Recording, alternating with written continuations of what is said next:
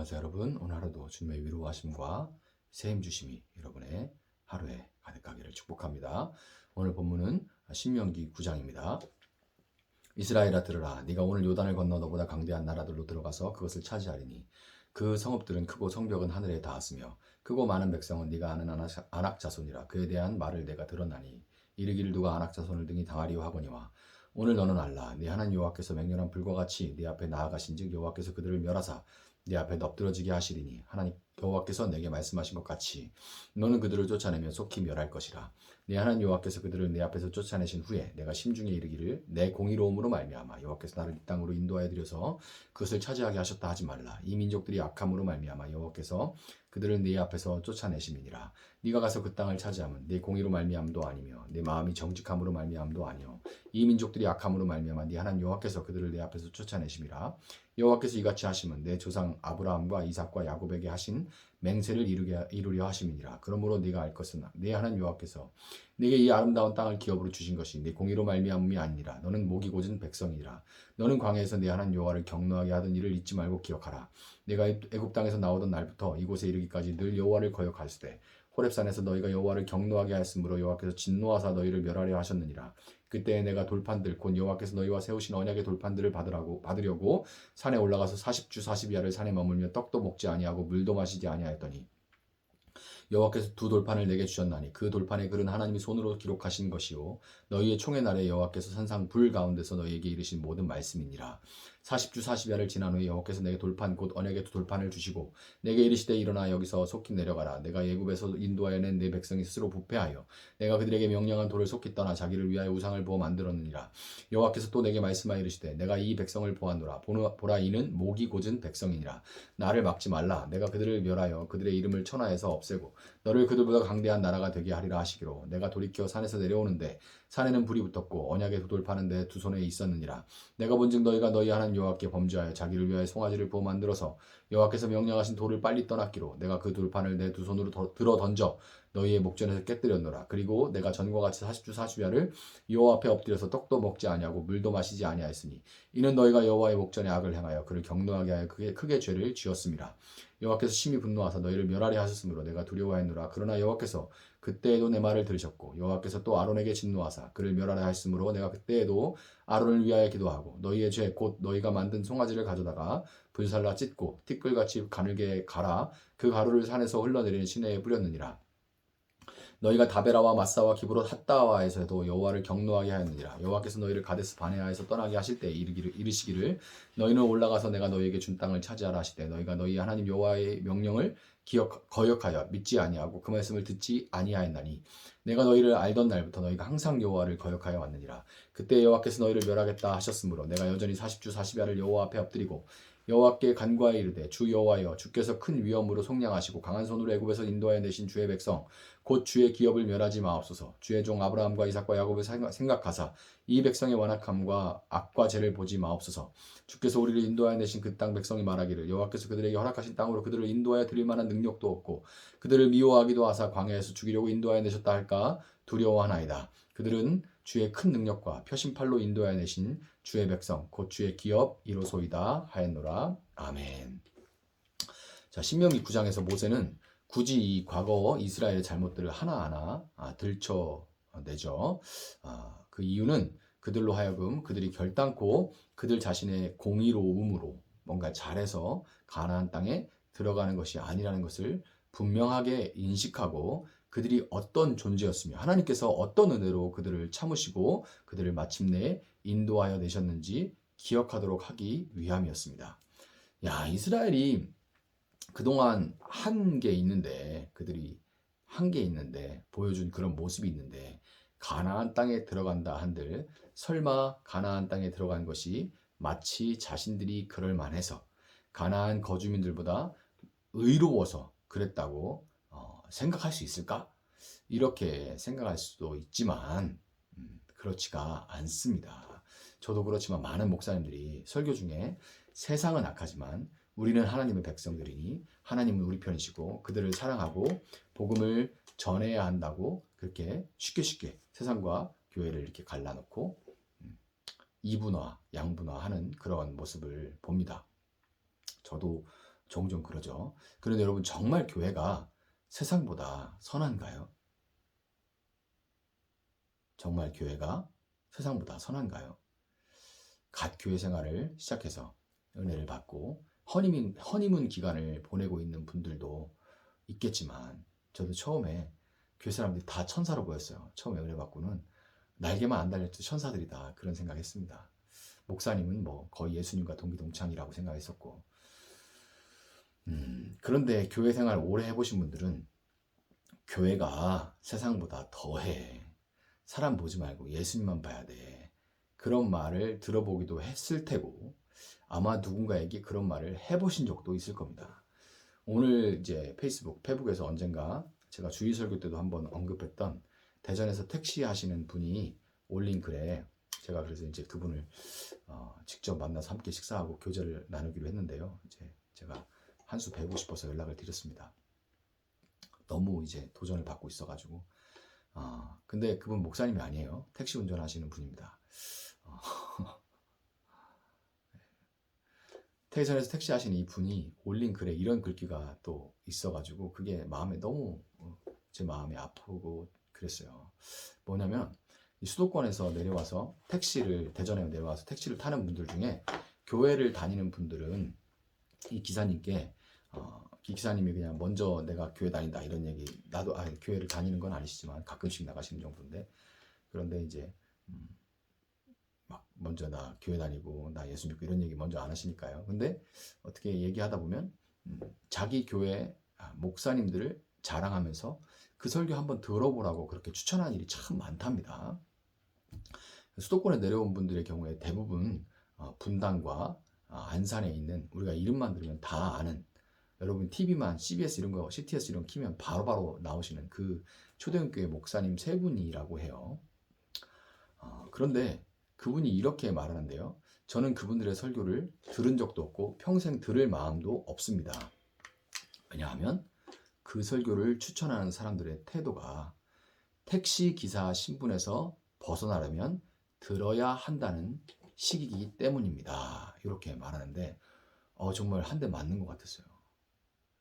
택시 기사에서 벗어나려면 이 설교를 들어야 됩니다. 그럼 그 설교가 어떤 설교인지가 대부분 느껴지고 그 설교에 길들여져서 신앙생활 한다고 하는 그 사람의 신앙이 어떤 신앙인지도 대번에 알 수가 있는 거죠. 여러분 예수 믿고 구원받고 그런 훌륭한 목사님들이 섬기는 교회에서 신앙생활을 하게 된 것이 자기 자신의 공로인가요? 아니죠. 그럼에도 불구하고 그런 큰 교회에서 유명한 목사님들의 말씀을 듣고 있으면 멋있는 성가대 그렇게 막 화려한 교회 예배당 이렇게 앉아 있고 이러면 또 교회 들어가는데 막 차가 밀리고 막 이런 일들이 있으면 그냥 그 예배당에 앉아 있는 것만으로도 자신의 신앙도 덩달아 어느 수준에 올라가 있는 것처럼 자신은 복을 받을 만한 그런 사람이라는 착각을 하게 되고 그런 마음은 자연스럽게 나는 너보다 바르게 살고 있어. 나는 너보다 복을 받을 만한 인생을 살고 있어. 라는 그런 태도로 흘러나오게 되어 있는 거예요. 여러분 모세는 이스라엘의 실수를 언급하면서 잘못 들으면 자칫 자기가 얼마나 고생했는지 니들 때문에 내가 얼마나 고생했는 줄 아냐? 이렇게 하소연하는 것처럼 보일 수도 있을 만큼 자신이 이스라엘의 범죄로 인해서 2차례나 40일 40야를 산 위에서 목숨을 걸고 하나님 앞에 기도했던 것에 대해서 자세하게 이야기하는 것을 우리가 볼 수 있죠. 모세가. 근데 이것은 모세가 자기의 공로를 인정해달라. 이제 세상을 떠나기에 앞서 모세가 야 나를 꼭 기억해줘. 내가 이렇게 고생했어. 내가 너희들을 위해 한 일을 좀 기억해봐. 꼭 내 이름을 기억해라. 뭐 이런 게 아니에요. 내 공로를 인정해달라 이런 게 아니고 이스라엘이 지금 가나안 땅을 목전에 두고 있는 것이 자신의 중보 하나님과 이스라엘 사이에 서서 간구하고 중재하는 이 중보로 인한 것임을 알리기 위한 그런 의도였어요. 40일 40야를 금식하며 기도하고 그것도 연이어 거푸 두 차례나 했다는 것은 사람의 의지로 할 수 있는 일도 아닐 뿐더러 살고자 했던 것이 아니라 말 그대로 목숨을 그냥 던졌던 거죠. 내놓고 한 거예요. 이스라엘의 범죄를 위해서 이스라엘과 하나님 사이에 서서 목숨을 걸고 중보한 모세가 있었기에 하나님은 이스라엘을 참으시고 마침내 그들을 가나안 땅까지 인도하셨던 것입니다. 그렇지만 모세 역시 인간의 한계로 인해서 결국 가나안 땅에 들어가지 못하고 모압 평지에서 생을 마감했다는 것에서 우리가 볼 수 있듯이 인간 중보자는 온전할 수도 없고 영원할 수도 없기 때문에 결국 모세는 영원한 중보자이신 예수님을 미리 보여주는 역할을 맡았던 것뿐이에요. 모세를 통해서 우리는 오실 예수님을 미리 볼 수가 있고 또 오신 예수님도 모세를 통해서 예수님의 역할이 정말 이런 것이구나. 양떼를 이렇게 이끌고 계시구나 라는 것을, 그리고 양떼를 위해서 무엇을 하시는 것을 좀 더 구체적으로 그 스토리를 통해서 더 분명하게 알 수 있는 겁니다. 여러분 24절에서 모세는 이스라엘을 목이 곧은 백성이요 항상 여호와를 거역했다 이렇게 평가합니다. 우리 역시 참으로 목이 곧고 스티프넥이라고 하죠. 목이 참 곧고 우리의 본성은 항상 하나님의 법을 싫어합니다. 하나님의 법을 싫어해요. 그렇기 때문에 반대로 우리를 이끌어서 광야길로 걷게 하시고 우리를 다듬고 사명을 주셔서 사용하시기 위해 그만큼 예수님은 오늘도 쉬지 않고 우리를 위해 중보하고 계시며 오직 그 은혜로 우리가 오늘도 또한 영원히 하나님의 자녀요 그분의 백성으로 존재할 수가 있는 겁니다. 여기에는 어떤 단 일의 우리의 의로움과 공의도 없어요. 여러분 며칠 전에 저희 큰아들이 생일이었는데 그 전주부터 시작해가지고 당일까지 오직 자기 생일과 생일 선물에만 관심을 보이는 그런 모습을 지켜보면서 이 녀석이 태어나서 이만큼 자란 건 아들이 태어나는 그날 온종일 진통을 겪은 첫째였기 때문에 진통이 또 그날 유난히 길었는데 거의 9시간 8, 9시간 거의 그렇게, 물론 더 고생하신 분들도 많죠. 그렇게 진통을 겪었어요. 저도 그때 진짜 27 아무것도 모를 때여가지고 어쩔 줄을 모르면서 진통하는 그 아내 옆에서 닥터 마틴 로이드 존스 목사님의 부흥이라는 이따만큼 두꺼운 신학책을 읽고 있던 그 생각이 나는데 지금 보면 참 정말 웃기는 얘기죠. 진통하는 아내 옆에서. 그런데 그 생각이 나는데 그 아들이 지금 커서 태어나서 이렇게 이만큼 자란 게 정말 엄마가 있었기 때문이라는 거. 엄마가 있었기 때문에 그 진통하고 고생하고 했던 엄마가 있었기 때문이라는 걸 언제쯤 철이 들어가지고 깨닫고서 엄마에게 먼저 그냥 내 선물, 내 생일, 파티, 친구들 이런 거보다 먼저 엄마 고생 많으셨어요. 감사합니다. 이렇게 제 선물이 아니라 엄마 선물 먼저 드리고 싶어요. 아이고 이런 날이 올까 하는 생각이 제가 혼자 앉아서 그런 생각이 들었어요. 그럼 우리가 예수님이 해산하는 수고로 우리를 위해서 중보하고 계신다는 것을 안다면, 그래서 철이 들어가지고 그 은혜를 깊이 깨닫는다면 우리는 결단코 세상보다 우리가 낫다고, 난 선물 받을 만해, 나는 오늘 내 생일이잖아, 이렇게 우리가 세상보다 낫다고 이렇게 생각할 수가 없고 내가 복을 받을 만하다고 그렇게 여길 수가 없습니다. 오늘도 여러분에게 주어진 이 가나안에서 오직 예수님의 은혜만을 여러분 전하며 예수님이 그러신 것 같이 세상을 위해서 기도하고 또한 그들을 섬기는 그런 삶을 살아내시는 여러분들이 되기를 예수님의 이름으로 축복합니다. 제가 한번 잠시 기도하겠습니다. 사랑하시는 하나님 감사합니다.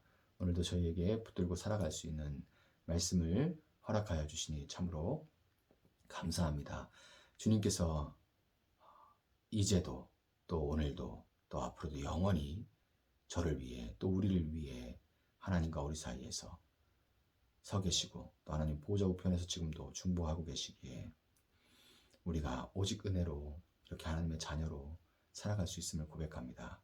하나님 우리의 의가 단 1도 없사오니 자랑치 않게 하시고 교만해지지 않게 하시고 우리를 그토록 사랑하시는 주님이 또 구원하기를 건져내기를 원하시는 그 사람들에 대한 세상의 영혼들에 대한 잃은 영혼들에 대한 그 마음을 우리가 품고 나아가 예수님의 사랑, 그 은혜를 전할 수 있는 저희들 될 수 있도록 주님 도와주시옵소서. 감사하며 예수님의 이름으로 기도합니다. 아멘.